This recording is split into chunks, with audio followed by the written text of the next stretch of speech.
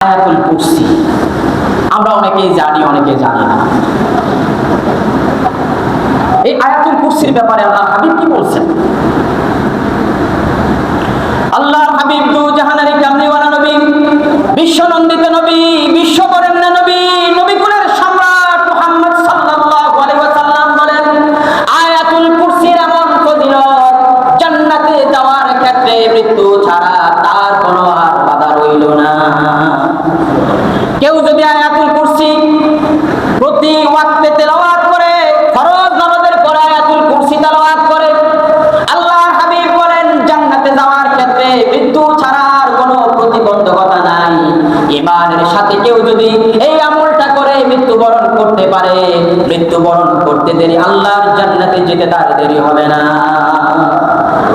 এই জন্য আমরা প্রতিদিন আয়াতুল কুরসি তেলাওয়াত করব। রাজি আছে কি?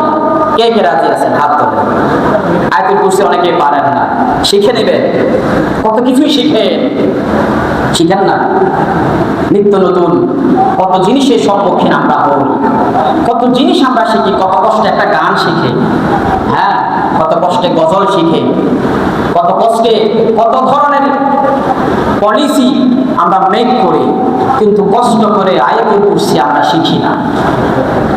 অনেকে কোরআন দেখে দেখে পড়তে পারেন না। আপনি শুনবেন, আপনি প্রতিদিন শুনবেন, কমপক্ষে 5 থেকে 10 বার শুনবেন আয়াতুল কুরসি।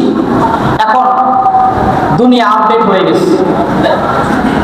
এক সময় কোরআন শোনার জন্য আলেমদেরকে দাওয়াত দেওয়া হতো, ভাই আসেন একটু কোরআন পড়ে যান, একটু শুনি, পড়তে তো পারি না।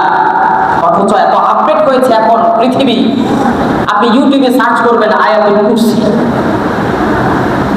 অডিও একটা রেকর্ড আছে, ওখানে বলবেন আয়াতুল কুরসি, দেখবেন আয়াতুল কুরসি চলে আসছে। বাংলাতে লিখবেন আয়াতুল কুরসি, দেখবেন আয়াতুল কুরসি চলে আসছে। আপনি আয়াতুল কুরসি ক্লিক করবেন আর বসে